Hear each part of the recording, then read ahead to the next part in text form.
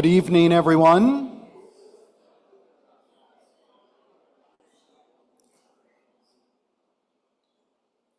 For those of you who don't know me, my name is Jason Rea. I am the Chief Learning Officer for Founding Forward, our newly merged organization rooted in liberty. And welcome to the third of 5 speaker programs here at Liberty Hill this summer.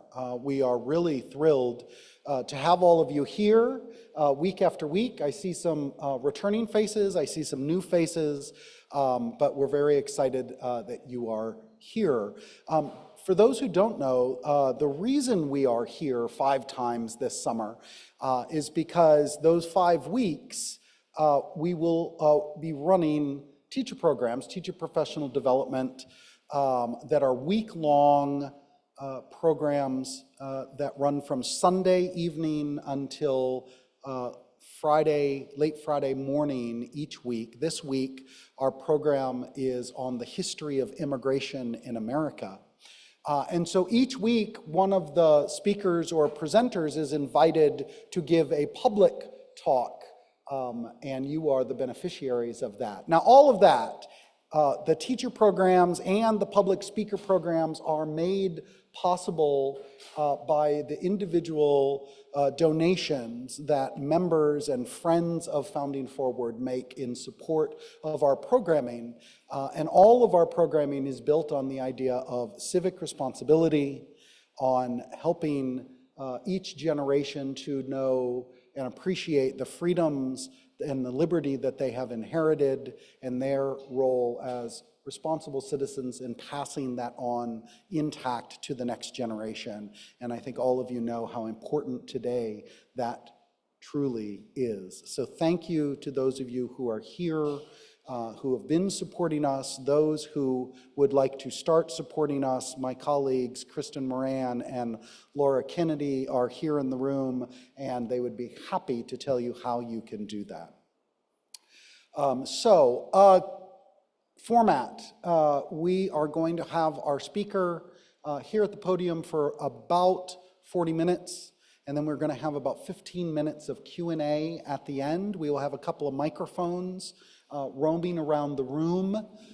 Just raise your hand and a microphone will come to you. We need to use the microphones because we are broadcasting this on YouTube, on our Founding Forward YouTube station, so that people who are not able to be here tonight are still able to tune in both tonight and in the future. So please wait for the microphone. And as John always says, you have no more than 2 sentences, and if it doesn't end with a question mark, you have failed. And because we have in the back of the room many, many teachers, we want everyone tonight to pass. So please remember the rule. Okay, that's enough of me and that's enough of housekeeping. I want to invite the president of Founding Forward, John Miko, to come and introduce tonight's speaker. John?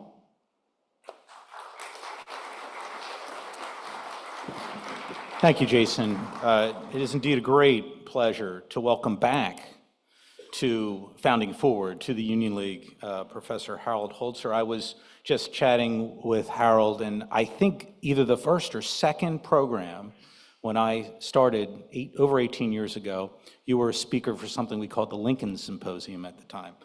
A speaker many times here, very much happy that you're back, and I hope it won't take this long to get you back yet again. But Harold is winner of the 2015 Gilder Lehrman Lincoln Prize, he's one of the country's leading authorities on Abraham Lincoln and the political culture of the Civil War era.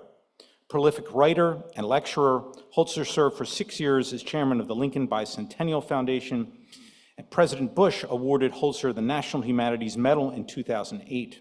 And in 2013, Holzer wrote an essay on Lincoln for the official program at the second inauguration of President Obama. Holzer serves as the Jonathan Fantin Director of Hunter College's Roosevelt House Public Policy Institute and has authored, co-authored, or edited 55 books. 55 books. His latest is titled, Brought Forth on This Continent, Abraham Lincoln and American Immigration.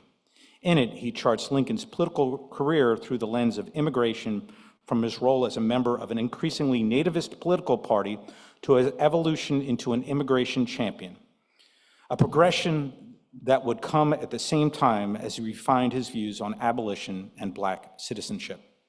Please help me welcome to the Civil War Roundtable, Dr. Harold Holzer. Harold.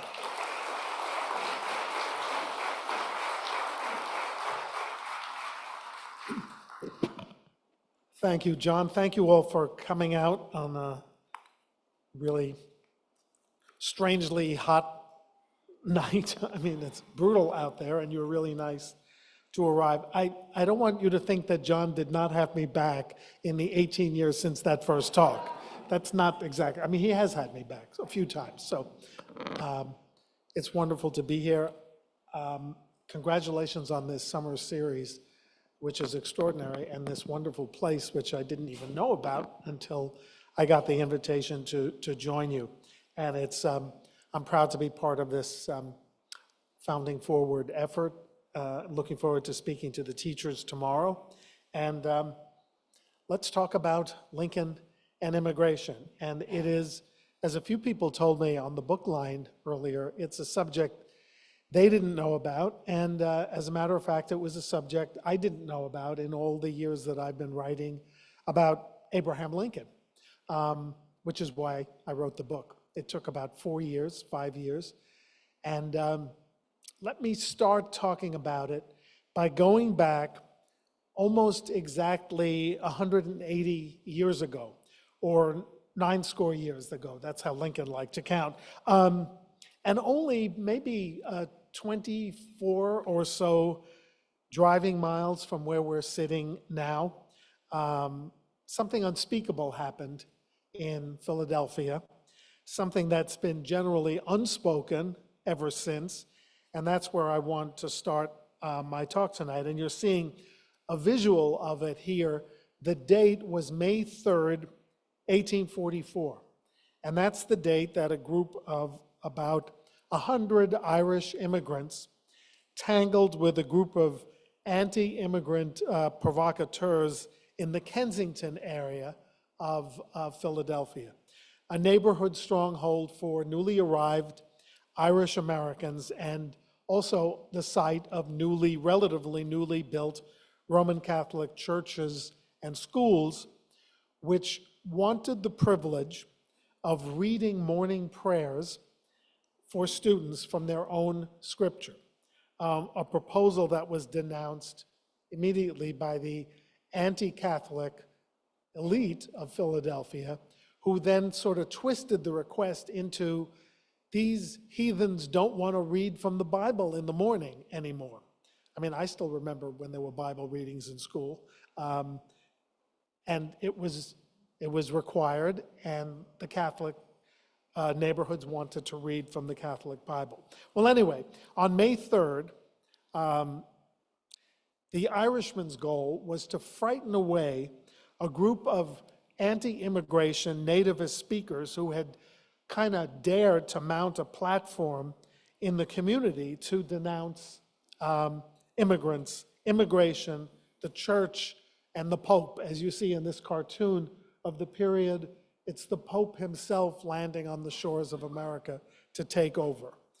Their slogan was an open ballot and a pure ballot box, by which they meant actually a Bible closed to Catholic theology and a ballot box closed to the foreign-born, until they had been here 14, maybe even 21 years.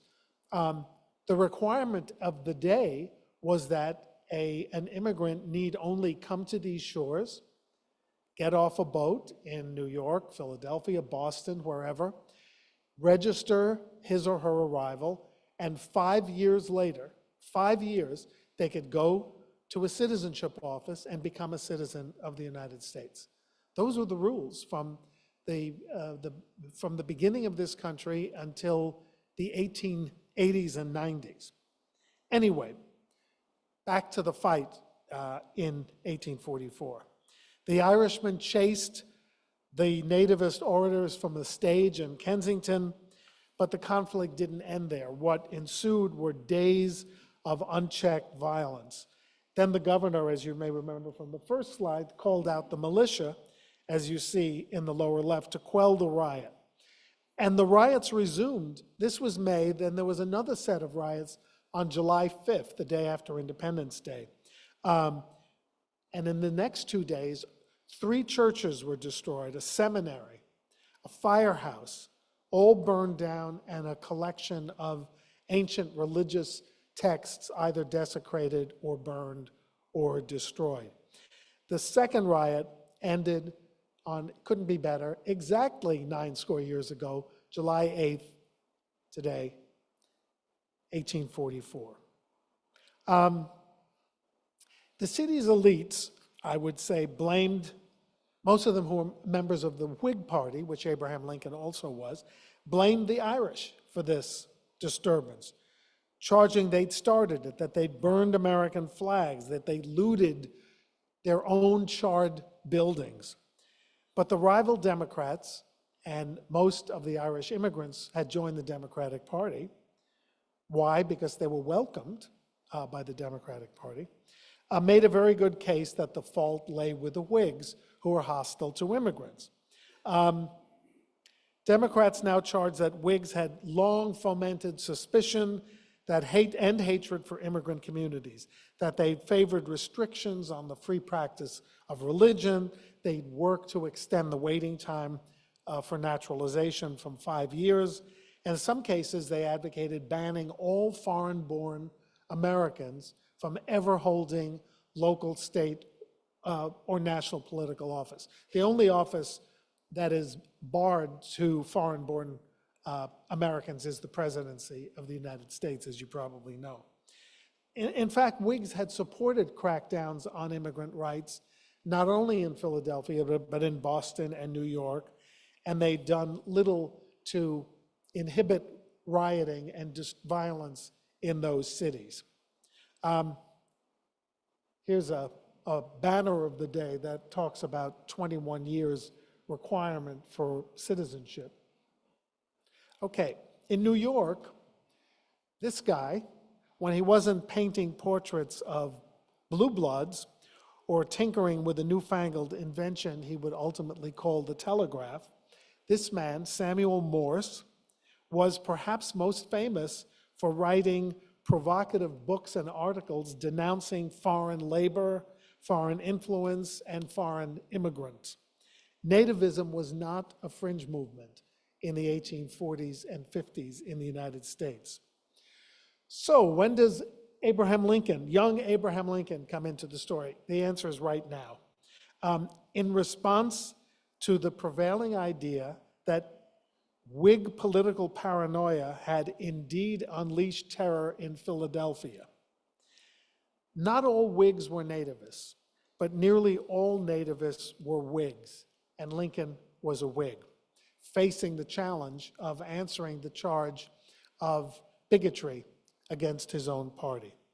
The Whig Party's oracle, Horace Greeley, the editor of the New York Tribune, wasted no time in demanding that those who fondle Native Americans, now before you get the wrong idea about what that quote means, he means those that are too nice to nativists, not American Indians, but nativists. Those who fondle Native Americans should now be required to atone for what he called the murderous affrays in the streets and houses of the crowded city of Philadelphia, to the great scandal of our nation and the imminent peril of the innocent and the helpless.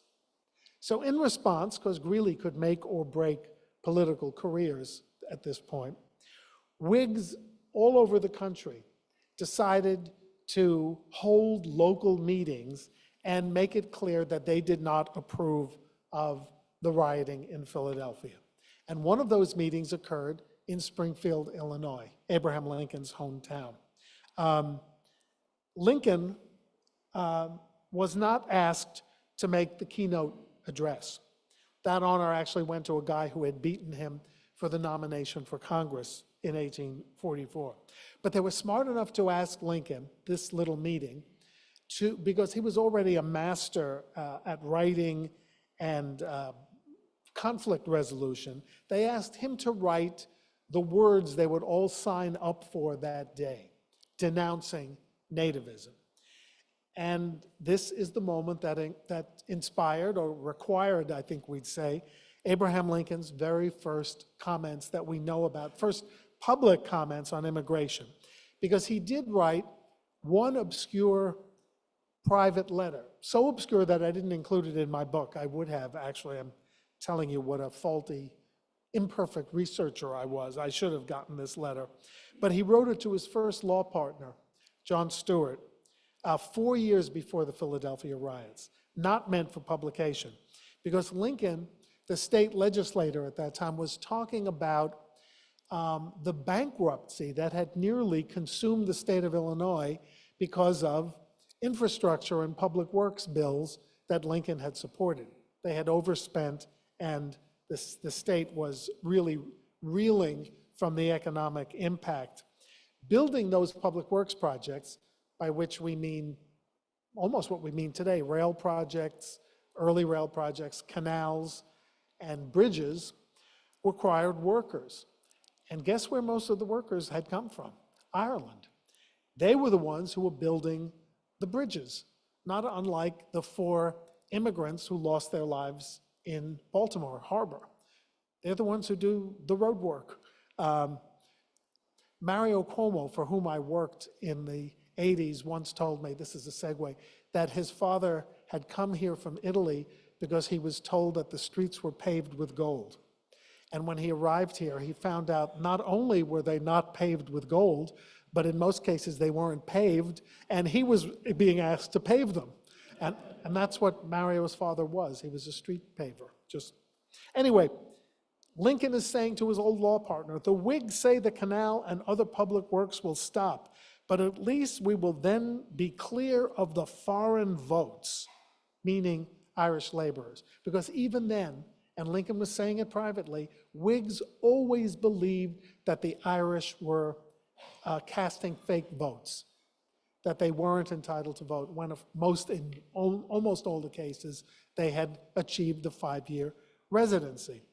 So Lincoln thought there was a silver lining to state bankruptcy because the Irish would stop coming to Illinois, where they would vote against the Whigs. That was his kind of little joke. But the Philadelphia riots were not a joke. They were deadly serious. And it was a political as well as a moral test for Lincoln.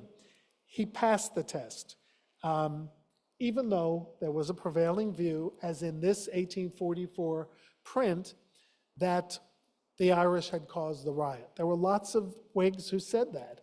And this is a print of a guy named George Schiffler, an 18-year-old Protestant who was shot during when the militia was called up. By the time the story had been told and retold, he was not only shot by the Irish mob, but he was shot while clutching the American flag. So there was a lot of patriotic overreach here. So Lincoln denies in this resolution that was passed, denies Whig hostility to foreigners and Catholics.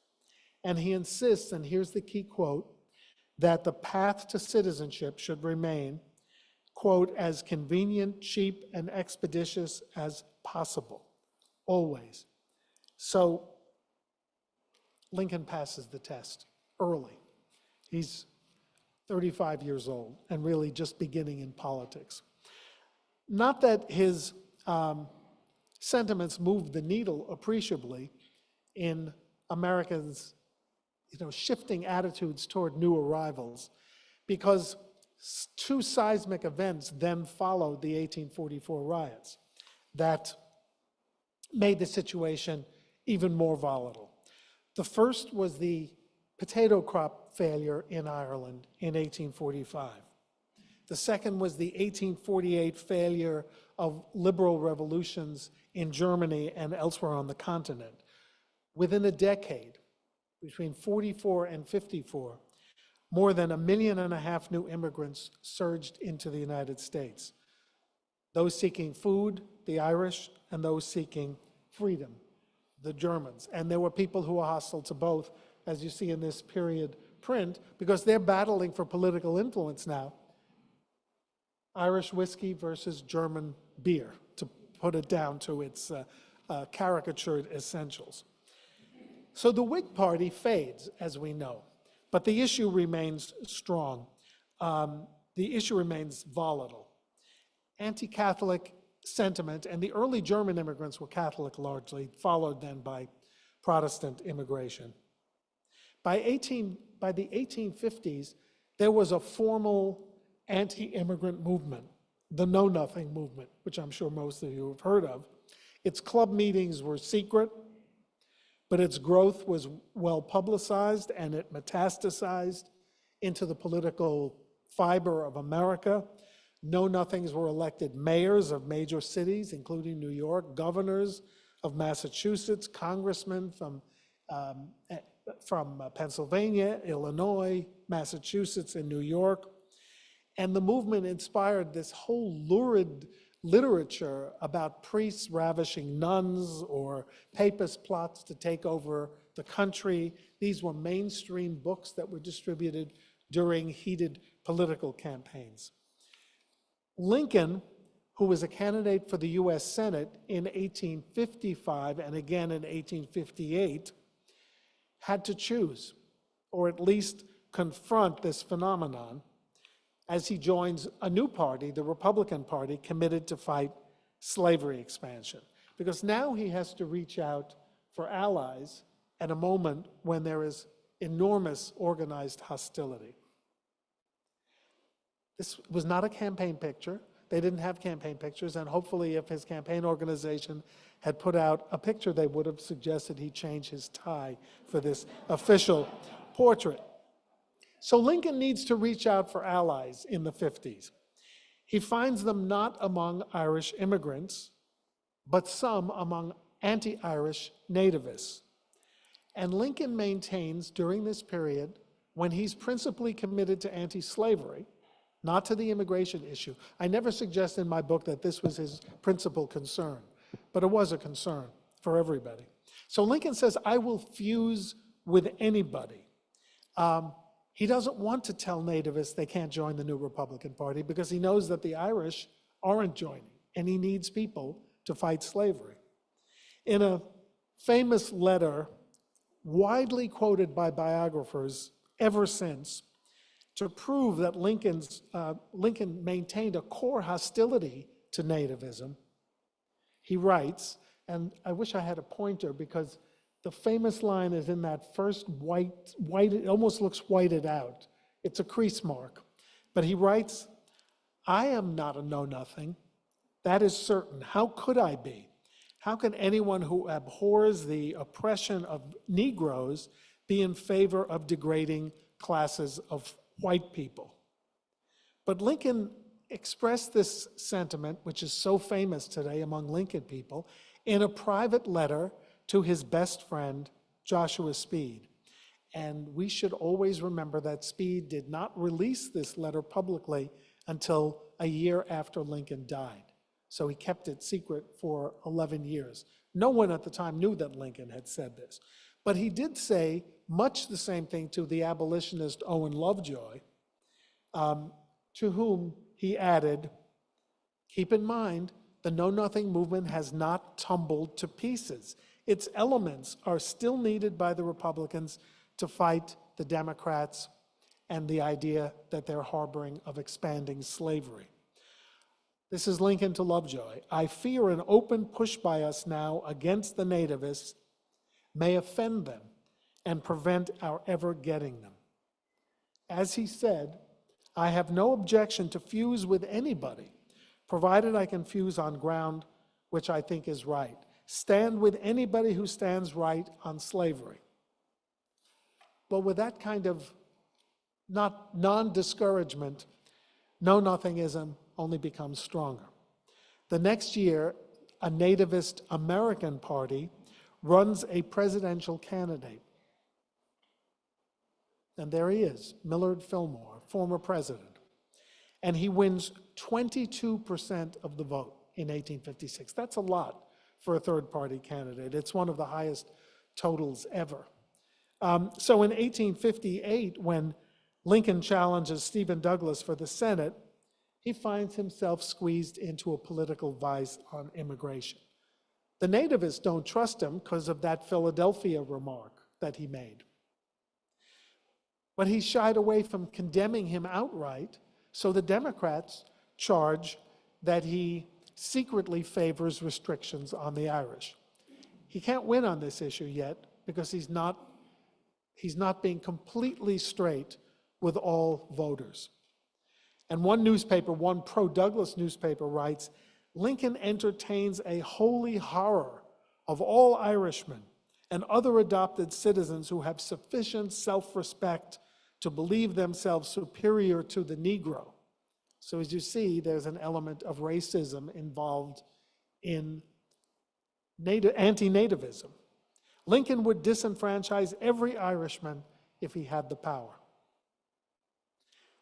He can't overtly appeal to nativists without offending his base, which now includes Germans.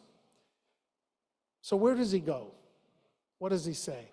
Well, once again, he does rise to the occasion, even if he does it only sporadically. He insists during the Lincoln-Douglas debates that the American West not only be free of slavery, but he says, it be free not merely for our own people who are born amongst us, but as an outlet for free people everywhere the world over, in which Hans and Baptiste and Patrick, I love that that's the way he describes immigrants, and all the other men from all the world may find new homes and better their condition in life here. And then he speaks from the Tremont House in Chicago, right after Independence Day, so around this time, 1858. I recently talked about my book in Chicago, so I went over to the site of the Tremont House and took this terrible picture of the parking garage that now sits there, but it's the same corner, and presto, it becomes the Tremont House in 1858. And he's, it's a July 4th event, and he's looking at that vast crowd, and he sees in the crowd immigrants whom he knows, who are Republicans. So he says, we're here to salute the race of men living in the day of the Revolution and their descendants, but also immigrants. Because Lincoln says, besides the men descended by blood from our ancestors, there are the Germans, Irish, French, and Scandinavian, men that have come from Europe themselves or whose ancestors have come hither and settled here, finding themselves our equals in all things. As Lincoln continues, if they look back through this history to trace their connection with those days by blood, they find they have none. But when they look through the Declaration of Independence, they find it says all men are created equal, and that they, meaning the foreign-born, have a right to claim that moral promise as though they were blood of the blood and flesh of the flesh of the men who wrote that declaration. And so they are. Maybe that's why Lincoln loses the Senate race. I've always thought the movement of the foreign-born vote, naturalized citizen vote, had a big impact on elections in the 1850s, indeed in the 1860s. But when he seeks the 1860 presidential nomination, he does get significant support from Germans. The Irish are totally, wholly committed Democrats by this point. He also gets help from timely art. Whenever I'm in Philadelphia, I like to show this painting from life made during the presidential campaign of 1860 by an artist named John Henry Brown. It's in the National Portrait Gallery. It was commissioned by a Philadelphia judge named James Meredith Reed, or John Meredith Reed. James Meredith was a civil rights figure, so I think I'm conflating. John Meredith Reed. And it was based on a photograph made by a foreign-born photographer. And here is a photograph of Lincoln after he wins the election and begins to grow a beard. This photograph is by a German Jewish photographer in Chicago named Samuel Altshuler. So at the moment, Germans are helping Lincoln politically and in an image sense as well. The reward for Lincoln's victory for many Republicans, native-born and foreign-born, is federal patronage, diplomatic posts. So here's Lincoln. I always show this, and I hope I don't have a pointer. I don't know if you were able to find Lincoln. Do you recognize the building behind Lincoln? Independence Hall, right. February 22nd, 1861. Lincoln famously says, "I would rather be assassinated on this spot than surrender it." He had news that there was an assassination plot awaiting him. He's kind of holding, you see that white dot over the stars? The white circle, that's the inside of his hat, the inside of his top hat. So he's sort of standing above that. Very long hair at that moment. This is one of those aspirants for federal patronage. Carl Schurz of Wisconsin was probably the most famous German American in the United States. He expected a reward. He wanted to be in the cabinet. He wanted to be ambassador to Mexico. He settled for ambassador to Spain, which is not bad, and we'll hear more about him as the talk goes on. But Lincoln's own chief of staff, his private secretary, John Nicolay, was born Johann Nicolai in Bavaria, and he spoke with a German accent. So every visitor who came to the White House for the next 4 years was greeted by a German-accented chief of staff who ushered him into Lincoln's office. Lincoln also will come to rely on the foreign-born to fight to save the Union. More surprisingly, tens of thousands of more soldiers will speak with Irish brogues. And this is a huge part of the wartime story of immigration. And the outbreak of multicultural and multi-ethnic patriotism begins at Union Square. I know I had to bring my hometown into this. This is Union Square in New York. That same famous statue of George Washington is, well, it's moved a little bit inside the park, but it's still there, although there are people who want it to be removed, but that's another story. Just days after Fort Sumter fell, 120,000 people gathered in Union Square to rally for the Union. And the flag of Fort Sumter was draped over Washington's statue for this event. It was brought back from Charleston to New York. There were really two rallies, one for the elites like the Astors and the Roosevelts, and one for immigrants. And speaker after speaker from Ireland and Germany renounced dual citizenship, renounced their loyalties to their countries, and united over what they called the preservation of this great republic. My favorite quote from the rally was an Irishman who said, "That flag is my flag, and when the Confederates fired on it, it was worse than if the British fleet had come to New York." And that's a pretty major statement. Lincoln is emboldened by this rally to do something I'm not sure he had thought about before it took place. And that is to recruit not only American soldiers, but foreign-born soldiers as well. Regarding the Irish, he collaborated with Archbishop John Hughes, the highest-ranking Catholic prelate in the United States, identifying three Irish officers he wanted in the fight for the Union. Michael Corcoran was one. He looks pretty dissipated here, but he was pretty fierce as well. He was under court-martial because he had refused to assemble the Fighting 69th, his regiment, to greet the Prince of Wales when he came on a tour of New York. He said the Irish are not assembling for an heir to the British throne. So he's under court-martial. But you know, when the war strikes, they conveniently forgot about the court-martial proceeding, and he organized Corcoran's Irish Legion. And there's the green flag of the Irish Brigade at Bull Run. Corcoran was captured at Bull Run and held for more than a year. Fortunately, there were two more people that Lincoln had identified. And this fellow, Thomas Francis Meagher, who had been imprisoned by the British, tried for revolutionary activities in Ireland, sent to Australia, escaped, came to Boston, eventually made it to New York. He was a genuine hero to Irish Americans, and he was recruited. He was second in command of the 69th at Bull Run, and he took over the unit. Here was the most interesting of the Irishmen Lincoln wanted to serve the Union. His name is James Shields.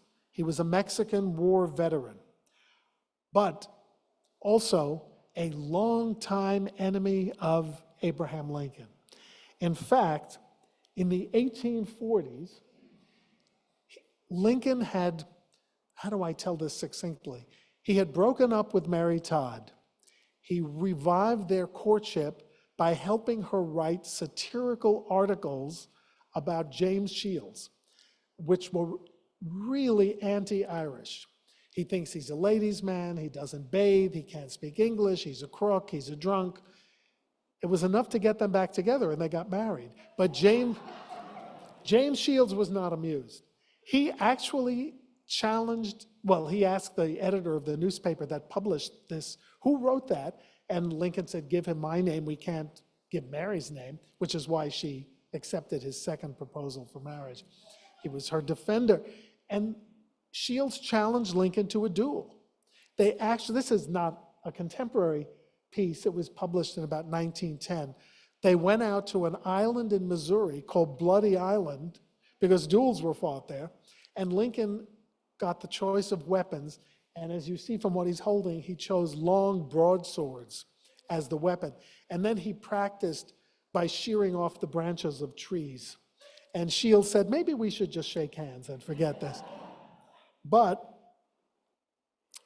he still wanted Shields. He got Shields to come all the way from California. He was by then a former United States senator twice over, from Illinois and from California, and he came. He ran into a dueling partner who was more formidable than Lincoln, Stonewall Jackson. None of these guys were successful militarily, but they were recruiting magnets.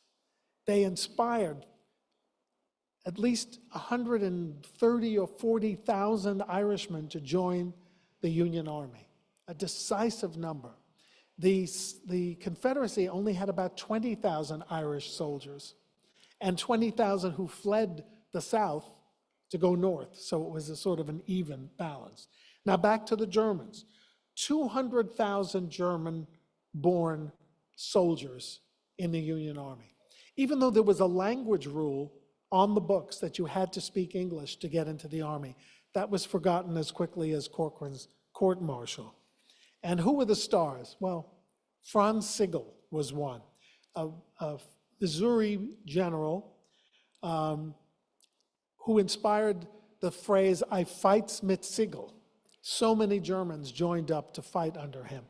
But he was basically skilled at retreating. He organized retreating. He was actually famous for organized retreating.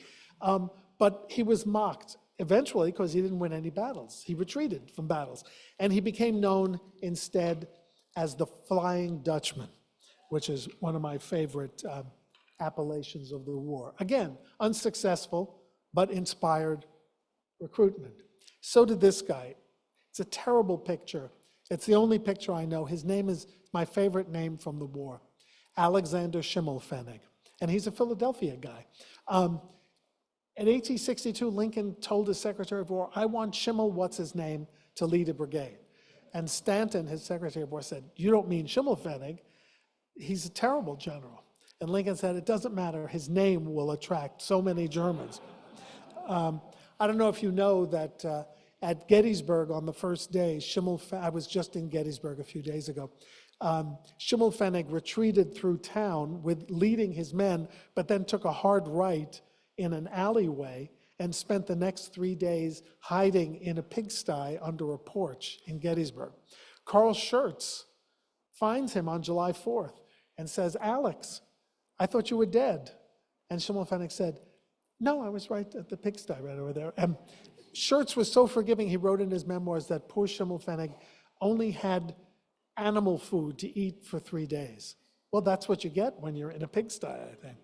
Schertz himself came back from Madrid. He just couldn't bear to be out of the action, grew a long beard like so many generals on campaign, and fought a little bit better than the others who had been recruited because of their ancestry. When I started the talk, I mentioned what happened 90 years ago in Philadelphia. Now I want to do something that occurred 20 years later, 1864, another seismic event whose outcome would impact both the preservation of the Union and its new goal of Black freedom. Immigration had dwindled during the war.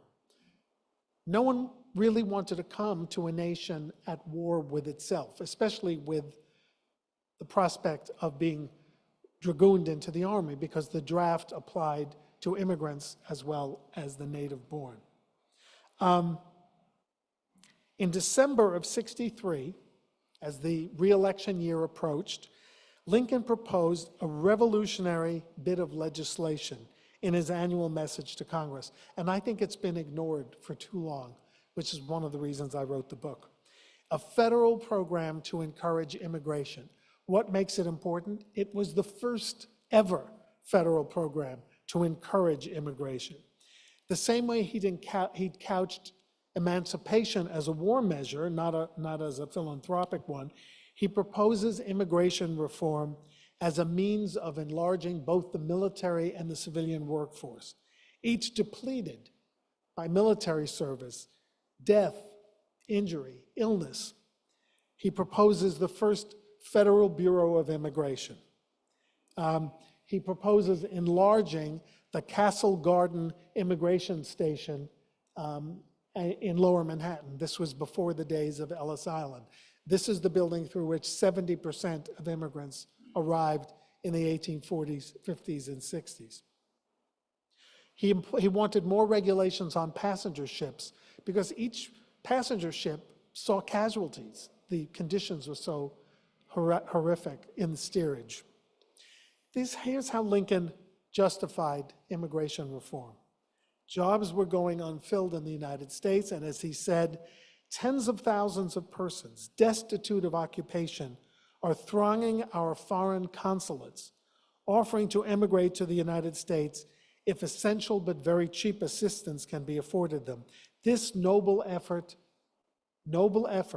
demands the aid and support of the government. And what does he mean by that? The support of the government. Lincoln proposes that the government pay or at least advance money for overseas passage to immigrants who will commit to stay and work in the United States. One of his supporters says, it's a great idea. Throw open the doors to immigration. In 20 years, they will add to the wealth of the country a sum sufficient to pay for the entire war. So the debate begins. Guess what? The Democrats denounce the idea. Now, they're the party of immigrants, but can you imagine people being political about the subject of immigration? It's hard to believe. The Democrats say it's horrific to offer pecuniary inducements to foreigners to come and take the places of our lost and dead, to fill the empty chairs around bereaved firesides. So in the end, and the reason you've never heard of paid immigration is that paid immigration proves a bridge too far, even for Republicans. The New York Times, which is a pro-Republican paper, pro-Lincoln paper, denounces the idea, saying hired immigration would export to us the refuse of the sinks of Germany and Ireland, lazy and wretched subjects who will become a burden to the community.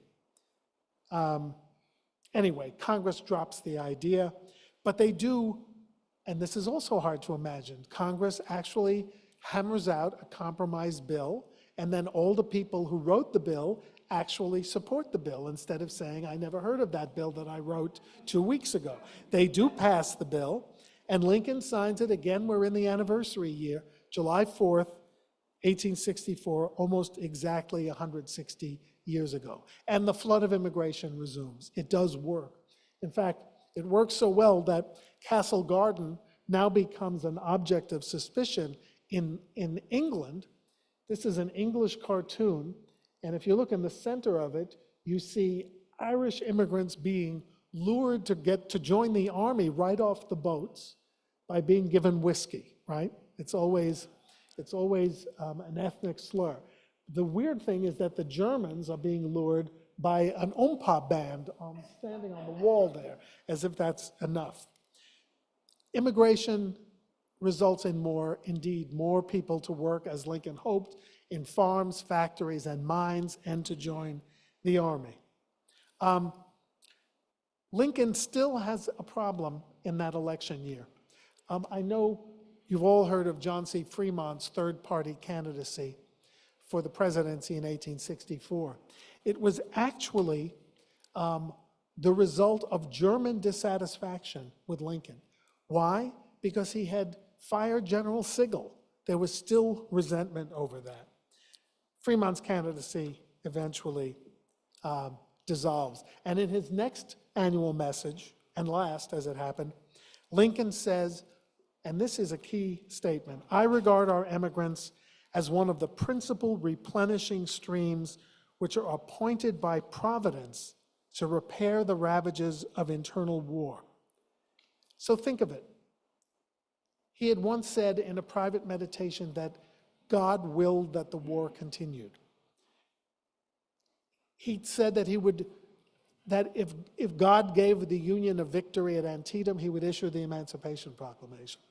In a few months, he'll speak about God's will in his second inaugural. Overlooked is the fact that he said Providence, or God, had come down on the subject of foreign immigration.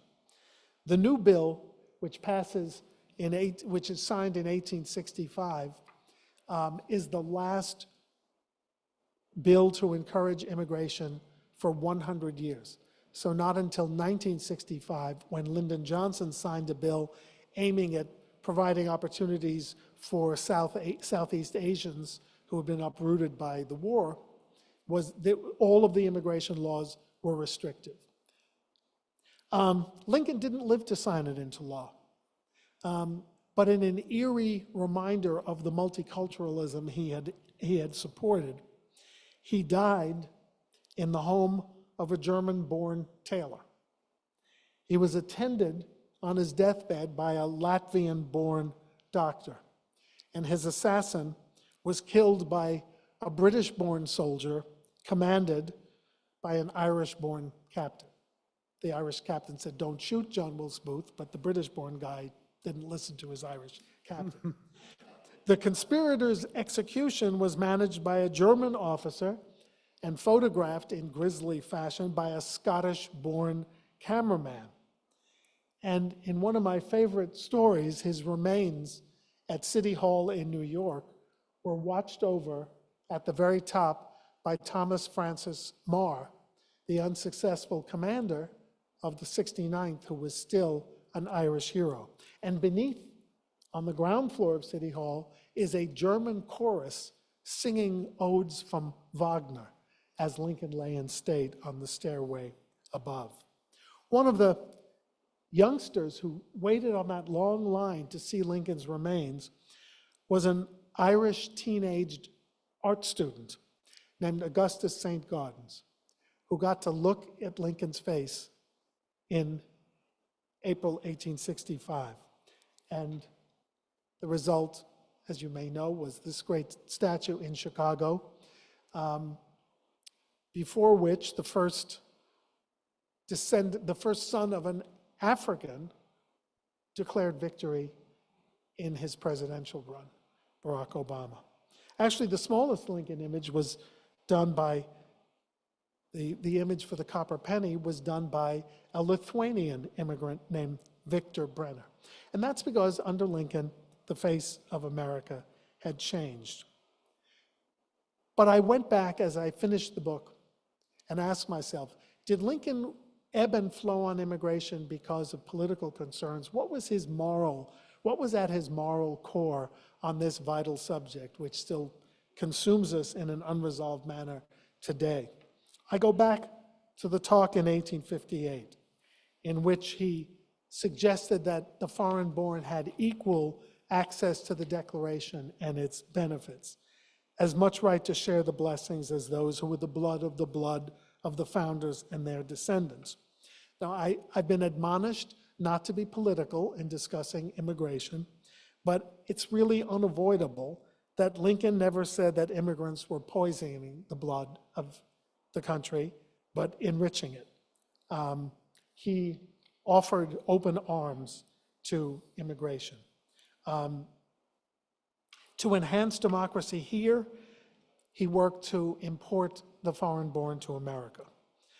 Whether we embrace that legacy or reject it, or probably rightfully judge it inadequate to what Lincoln once called the stormy present, because it was a lot simpler then, I think it's still worth remembering. As I said, this talk is meant to be historical, not political, but as Lincoln said in 1862, we cannot escape history. Thank you.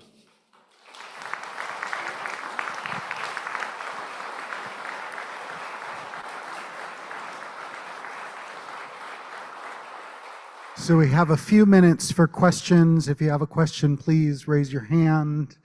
We've got one here, and then Kristen, if you'll, that one back there, follow up.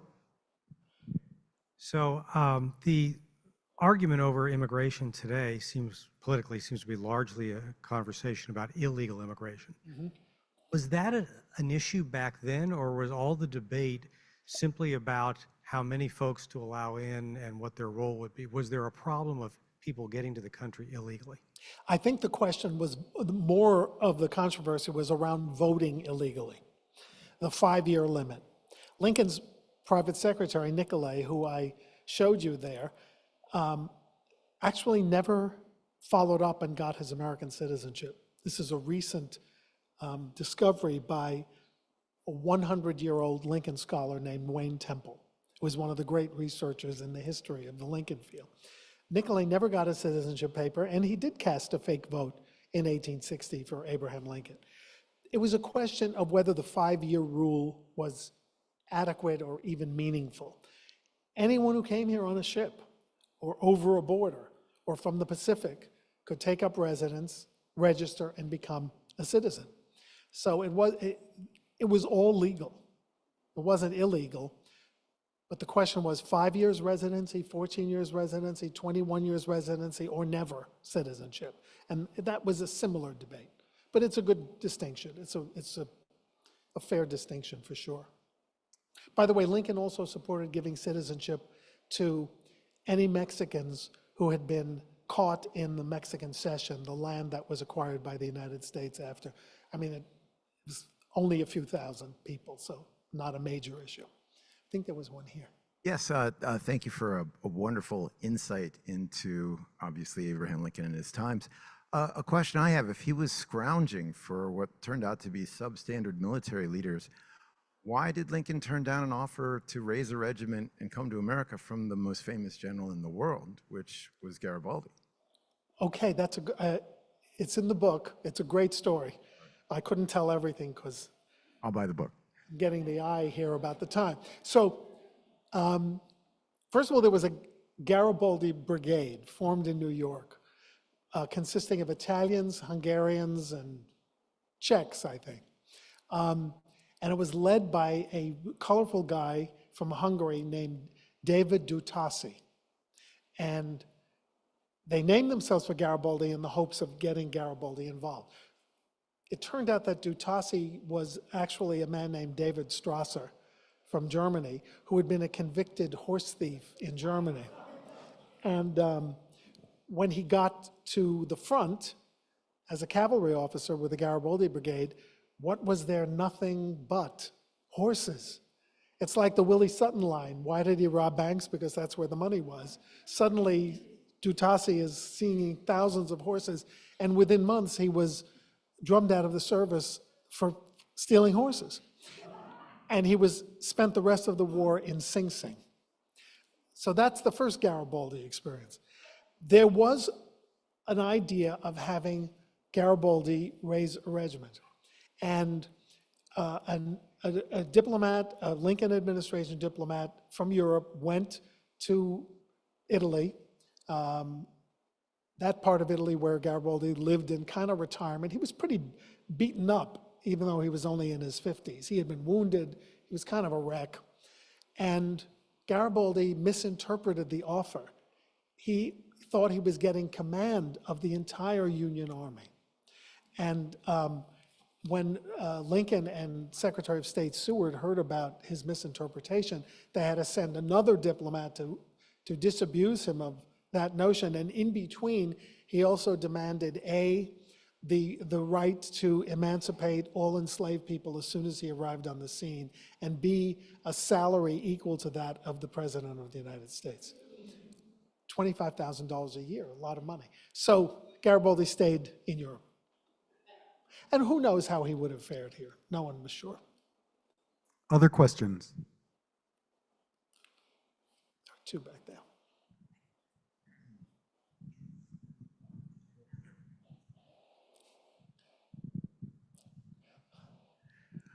Obviously, Lincoln himself from immigrant family. How can you say a word about his thoughts about the indigenous, Native Americans? Yeah. And I'm frank about this in the book. Lincoln had really almost no sympathy for indigenous people, for their claims to land. He was for containment, he was for removal, he was for all of those ugly things that most mainstream white politicians were for.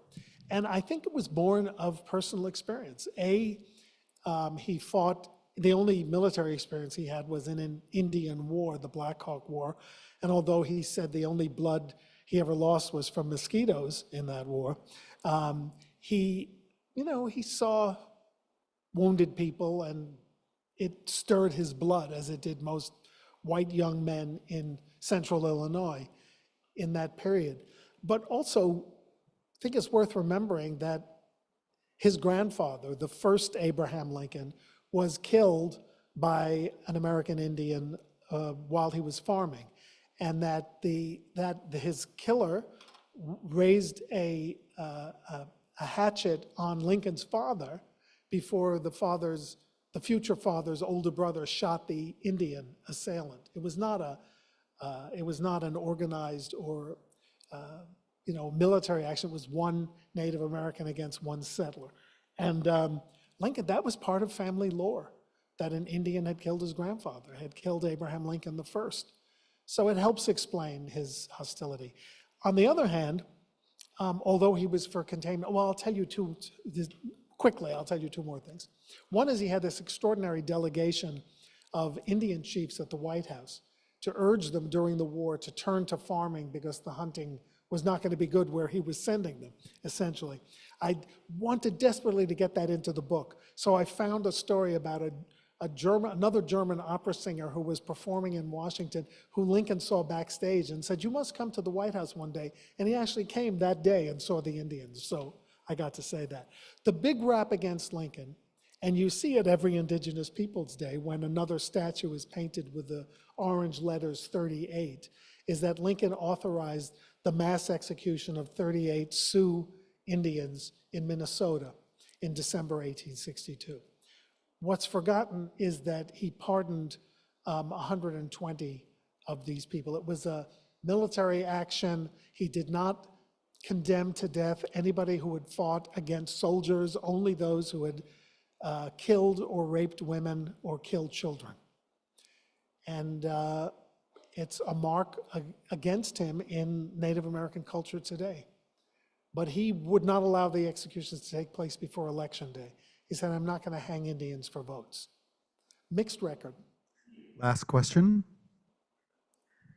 Hi, I'm Dr. Amit Patel from Philadelphia. Thanks for an awesome lecture, and I appreciate the slides as well. They're very colorful. Thank you. Can you tell us just briefly a little bit more about how Lincoln, I think he was pretty clever on how he worked with the American Indians during the election, because they had they had a particular stance on immigration, right? And then he somehow he worked that pretty cleverly with. I think he was running for his second term. Right. Well, what do you mean by American Indians and working with them? They had a stance on immigration, right? Obviously, I think they were anti-immigration, but then he somehow garnered their loyalty or friendship. It kind of twisting It was it a little mixed. bit. Southwestern Native Americans sided with the Confederacy. And also there were many Native American tribes where slavery was permitted and where slavery flourished. And as Henry Louis Gates pointed out, there was also a mixing of Native and Black cultures in this period. It's very hard to pin down one aspect of Native American experience or life. I was just reminded today about someone who was executed, one of the few people who was executed after the Civil War for guerrilla fighting in Missouri or Tennessee. And he had been, his guerrilla band had been attacked by Northern Native Americans and captured by Northern Native Americans. So like everything else, it was split by region, and it's hard to pin down. I don't know if Lincoln cultivated American Indians during the war as much as sort of hoped they would not cause distractions in places like Minnesota. Ladies and gentlemen, Harold Holzer.